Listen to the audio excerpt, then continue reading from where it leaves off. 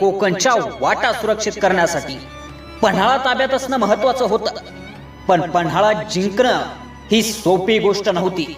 1660 मध्ये सिद्दी जोहरनं 40,000 फौजेनिशी पन्हाळ्याला 6-7 महिने वेढा दिला होता. पण तरीही भक्कम पन्हाळ्याचा पाडाव झालेला नव्हता.